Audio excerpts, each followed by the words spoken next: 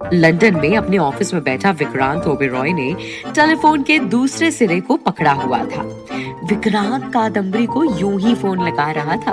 उसे पता था कि कोई फोन नहीं उठाएगा, पर फिर भी एक अजीब सी फीलिंग उसके दिल में उठ रही थी। बज रही घंटी विक्रांत की धड़कनों के साथ बज रही थी। ऐसा नहीं था कि विक्रांत को कादम्बरी उर्फ विजेता से प्यार होने लगा था या उसकी जरूरत महसूस हो रही थी, लेकिन वो विजेता के बारे में दिन पर दिन जिज्ञासु होता जा रहा था। ऑफिस तो कब का खत्म हो गया था, लेकिन खाली ऑफिस में बैठा विक्रांत अकेले अपना डिनर खत्म कर रहा था। फोन कटने ही वाला था कि एकदम से विजेता की आवाज आती है। एक बात बताओ भैया या बहन, तुम जो भी हो, इतनी रात को कहां से तुम्हारे जी में इतना दम आया कि मुझे या किसी को भी फोन लगाओ?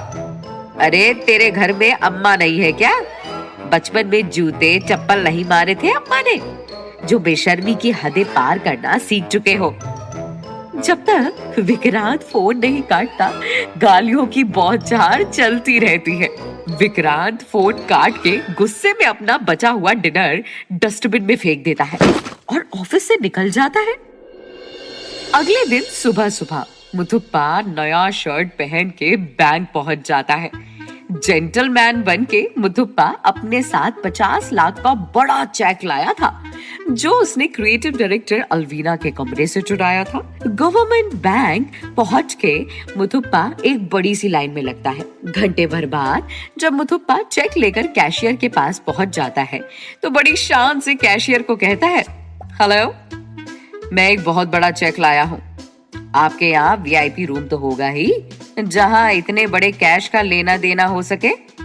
मुथुप्पा अपनी जिंदगी में पहली बार बैंक आया था। बैंक कैशियर अपने पेपर से सर ऊपर उठाता है और देखता है एक मोटा पैंट शर्ट वाला आदमी बड़ा सा शो चेक लेके खड़ा था। उससे अपनी हंसी रोक ही नहीं गई। वो देखते हुए अपने बगल के क्यूबिकल के ऑफिसर को कहता है, ए देख, काय गे नाले एड़ा। वो दोनों हंसने लगते हैं। मुथुप्पा को घबराहट होने लगती है। आखिर वो हंस क्यों रहे थे? बैंक ऑफिसर मुथुप्पा को लाइन से हटके वीआईपी रूम में आने के लिए कहते हैं और मुथुप्पा एक क्लर्क के पीछे पीछे एक कमरे में जाता है। क्लर्क मुथुप्पा को बिठाता है और कहता है, साहेब, आप गलत चेक ले आए हैं। किसी ने आपके संग मजाक किया है। अर्जुन काहे? मुथुप्पा समझ जाता है कुछ गड़बड़ है। क्लर्क कहता है, सर, ये शो का चेक है। ये तो कोई भी किसी प्रिंटर से छपवा सकता है। 50 लाख क्या, 50 करोड़ भी डाल सकता है। ये तो टीवी के लिए बनाते हैं साहेब।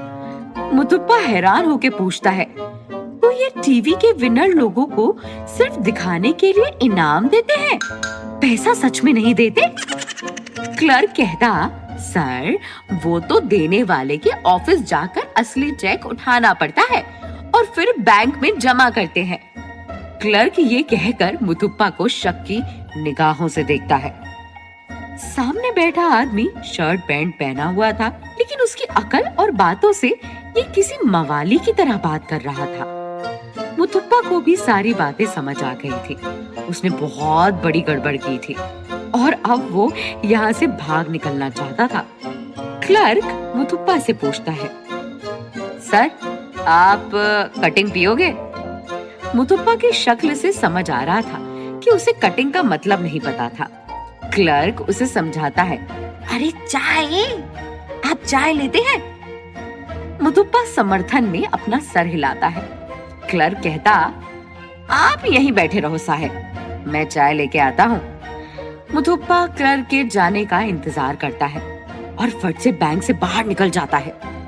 क्लर्क जाके ऑफिस को रिपोर्ट करता है, लेकिन जब तक वो वापस आता है उसे कोई नहीं मिलता। वहीं विजेता सुबह सुबह होटल पहुंच जाती है, जहां उसे मानसी बताती है कि आज उसका 3rd राउंड का फाइनल परफॉर्मेंस है, जिसे जजेस के सामने टीवी के लिए शूट किया जाएगा। विजेता अपनी एजेंट मानसी से पूछती है, वैसे मानसी, कल दोपहर को तुम हुमायूं होटल में क्यों नहीं आई?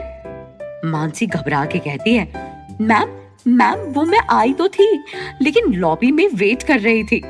खन्ना की टीम का एक एजेंट भी मेरे साथ बाहर ही था। उन्होंने कहा आपका लॉबी में वेट करना है। विजेता कहती है, तुम मेरी एजेंट हो, मेरे सिवा किसी और से तुम ऑर्डर क्यों लोगी?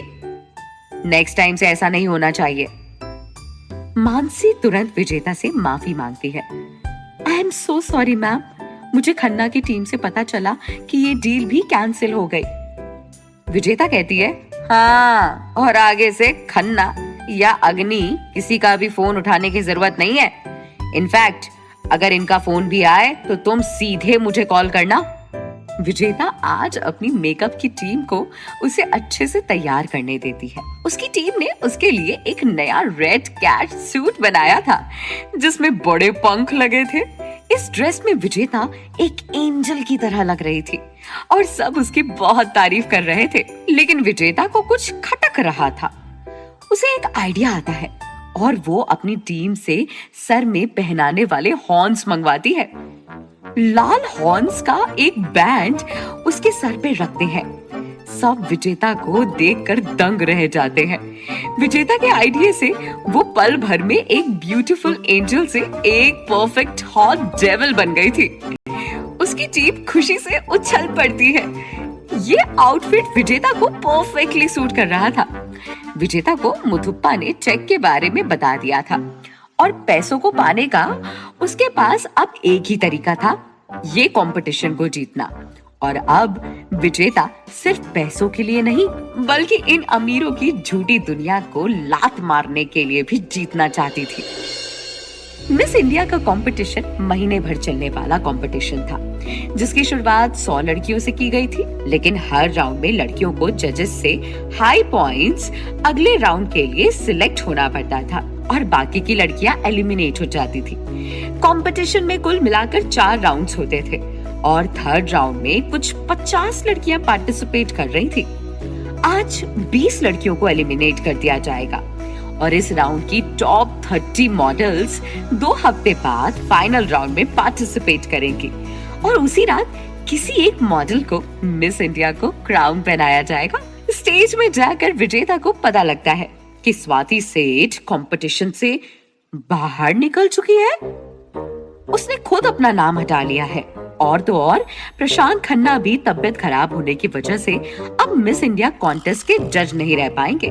विजेता ये भी जानती थी कि विशाल ओबेरॉय ने कादम्बरी को जीतने के लिए पहले से ही प्लान बना रखा होगा, इसीलिए वो पूरी कॉन्फिडेंस से आज के राउंड में अपने टैलेंट का प्रदर्शन करने के लिए तैयार थी। ये वही परफॉर्मेंस था जो उसने 2 दिन पहले रिहर्सल में किया था। दरअसल कलिरियपट्टू उसके पुराने गैंग लीडर ने विजेता को केरल के जंगलों में सिखाया था जब वो 9 साल की थी। आज भरे हुए स्टेज में तालियों के बीच कलिरियपट्टू का परफॉर्मेंस करना विजेता को अपने गैंग लीडर को श्रद्धांजलि देने जैसा लग रहा था। विजेता को परफॉर्मेंस खत्म करने पे क्राउड से स्टैंडिंग ओवेशन मिलता है। Audience bar bar devil on fire चिल्ला रहे थे। लोगों ने स्टेज पे कलिरियपट्टू का इतना सुंदर और सुशोभित परफॉर्मेंस कभी नहीं देखा था और जहां बाकी की सभी लड़कियां नाच गाना और योगा कर रही थी वहां ऐसा तीखा परफॉर्मेंस सबके सर पे सवार हो गया था। विजेता स्टेडियम में गूंजती तालियों की आवाज से बहुत खुश थी। उसे इस वक्त मॉडल कादम्बरी जैसा कम और डाकू विजेता जैसा ज्यादा लग रहा था। स्टेज में अपने पूरे रुआब से खड़ी विजेता को क्राउड में सबसे पीछे विशाल ओबेरॉय दिखता है जिसे वो आंख मारती है। विशाल बहुत पीछे खड़ा था जहां से स्टेज बहुत दूर था, लेकिन फिर भी उसे पता था कि विजेता उसे ही आंख मार रही थी। जाहिर था कि विजेता को थर्ड राउंड का विनर घोषित किया जाता है। खुशी के मारे स्टेज में विजेता कार्ट व्हील करती है और क्राउड हंस पड़ती है। अगले कुछ दिन विजेता की सुंदरता और उसकी खूबसूरत अदाओं का बखान करने से लोग नहीं थकते। आखिर विजेता अब मिस इंडिया कॉन्टेस्ट की फ्रंट रनर बन गई थी। स्टेज से उतर के विजेता अपने कमरे तक जा नहीं पाती क्योंकि उस होटल में रहने वाला हर इंसान उसे बधाई देने उसके पास आता है। बाकी की सारी कॉन्टेस्टेंट्स भी विजेता को घेर लेती हैं और पहली बार सब उसे बहुत प्यार और इज्जत से बात करते हैं। Babe, you were amazing, congratulations Kadambari, तुम डिजर्व करती हो। ये हाय कादम्बरी, तुम मुझे भी कलरियोपट्टू सिखाओगे क्या? Babe, I would love to catch up with you. Crowd में बाकी सब भी उसकी तारीफ करते नहीं थकते। विजेता को ये सब बहुत फेक लगता है और वो बिना किसी को मुक्का मारे सबके बीच से निकलने की कोशिश करती है।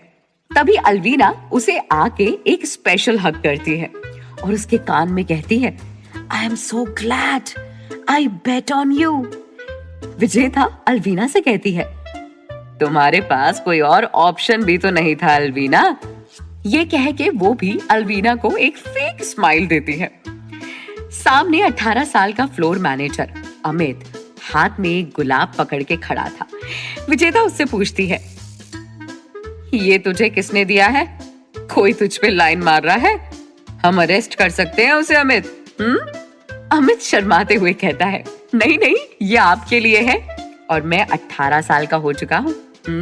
विजेता उसके हाथ से रेड रोज लेती है और उसके बाल छेड़ती है। अब मुझे यहाँ से बाहर निकालने का एक अच्छा शॉर्टकट दिखा है, चल।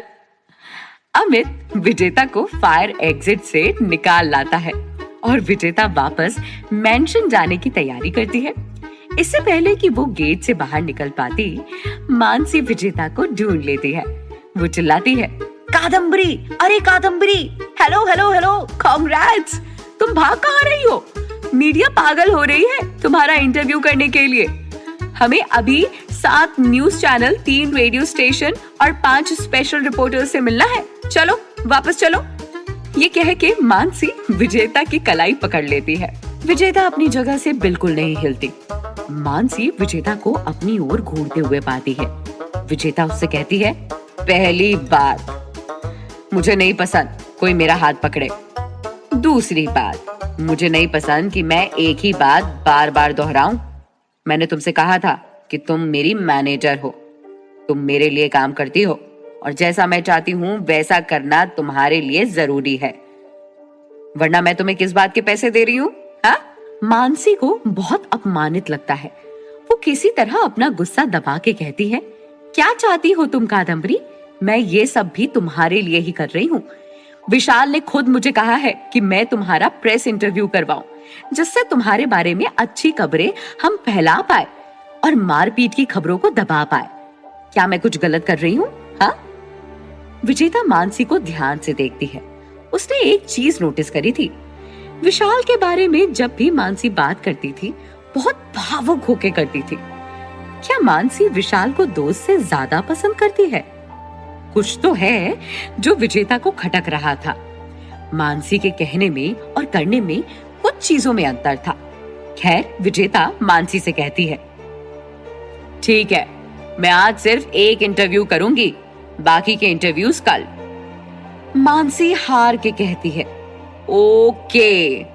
विजेता जैसे ही बाहर निकलती है, सारे रिपोर्टर्स एक साथ उसे घेर लेते हैं। वो सबको कहती है कि वो सिर्फ 3 सवालों में जवाब देगी। पहला रिपोर्टर उससे पूछता है, Kadambari, you were simply gorgeous today. Contest का फ्रंट रनर बनकर आपको कैसा लग रहा है?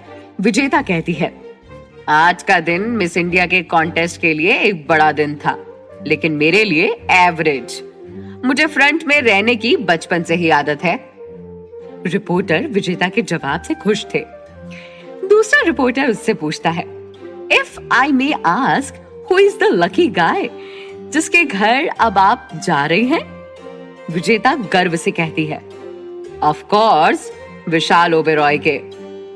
रिपोर्टर्स तुरंत अगला सवाल पूछते हैं, विशाल ओबेरॉय का आपके बारे में क्या विचार है?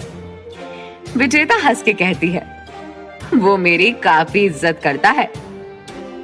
आई थिंक मेरे लिए उनके मन में एक सॉफ्ट कॉर्नर है। ये कहकर विजेता पलट के मानसी की आंखों में देखती है।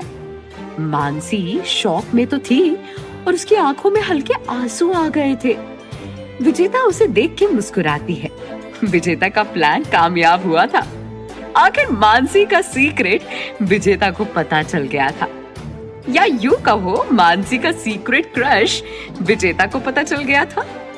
मानसी का पूरा सीक्रेट अगर विजेता को पता चल जाता तो शायद मीडिया को आज फिर एक वॉयलेंट हेडलाइन मिल रही होती। विजेता अब मानसी की सीक्रेट से क्या करेगी और क्या उसे पता चलेगा कि मानसी उसकी दोस्त नहीं दुश्मन है। और तो और मीडिया विशाल और उसके रिलेशन को कैसे परसीव करेगी।